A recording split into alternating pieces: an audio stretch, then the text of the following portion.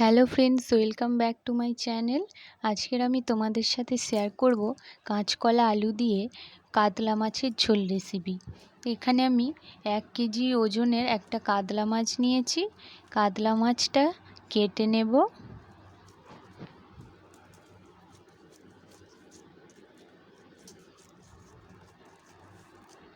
এই কাতলা মাছটা আমাদের নদী থেকে ধরা হয়েছে। এখন তো চারিদিকে বন্যা হয়ে গেছে, আর বন্যার জল ঢুকে গিয়ে অনেকে অনেক করে মাছ ধরেছে। আর আমাদের এরকম কাতলা মাছ ধরেছে জালে। তো এই মাছটা দিয়েই আজকের আমি ঝোল বানাবো। একদম টাটকা মাছ, এই সবেই নদী থেকে ধরে নিয়ে এসেছে। মাছটা আমি সুন্দর করে কেটে নিচ্ছি। কাতলা মাছ খেতে তোমাদের কার কার ভালো লাগে কমেন্ট করে জানিও, আর পুরো ভিডিওটা দেখতে থাকো, ভালো লাগবে।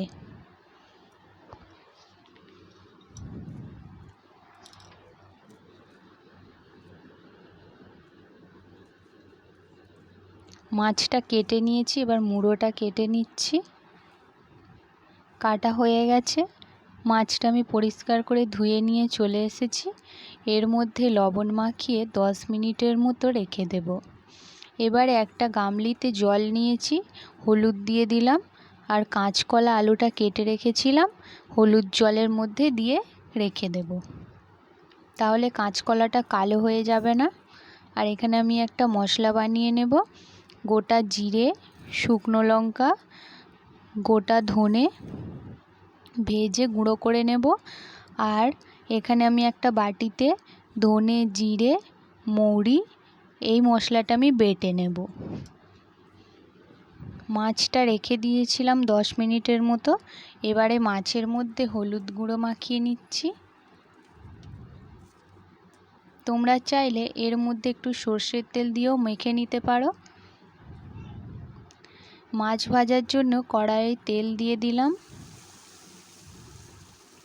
তেলটা গরম হয়ে গেছে, এবার মাছগুলো তেলের মধ্যে দিয়ে দিচ্ছি।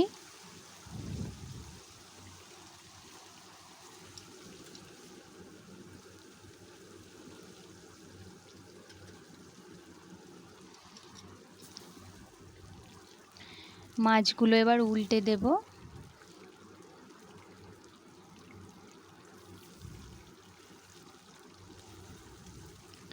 একটু লাল লাল হয়ে এলেই মাছগুলো আমি নামিয়ে নেব।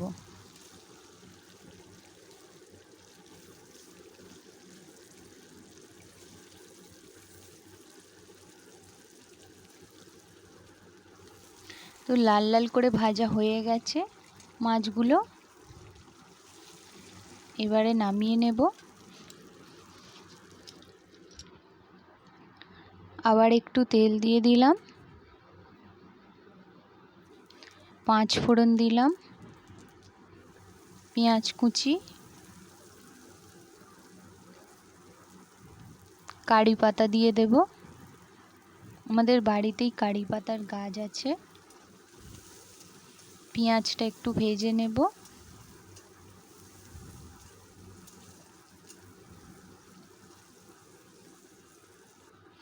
পেঁয়াজটা ভেজে নিয়েছি, এর মধ্যে আলু আর কাঁচকলাটা দিয়ে দিলাম।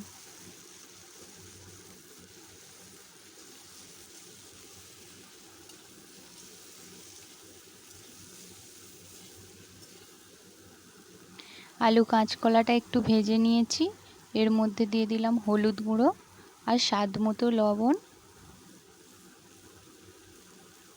লঙ্কার গুঁড়ো। একটু কষে নেব ভালো করে।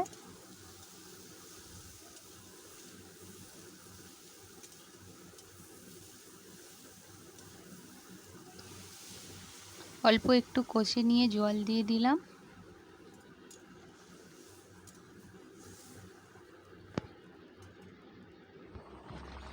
ঝোলটা ফুটছে। এবারে আমি যে ধনে, জিরে, মৌরিটা বেটে রেখেছিলাম, বাটা মশলাটা দিয়ে দিলাম। আর আলু কাঁচকলা সেদ্ধ হয়ে গেছে, মাছগুলো দিয়ে দিচ্ছি।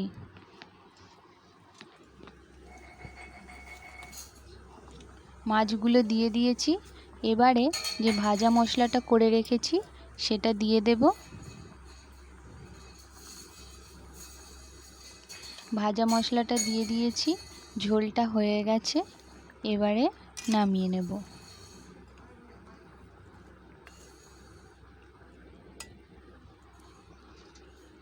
তো খুব অল্প সময়ের মধ্যেই খুব ভালো একটা রেসিপি বানিয়ে ফেললাম।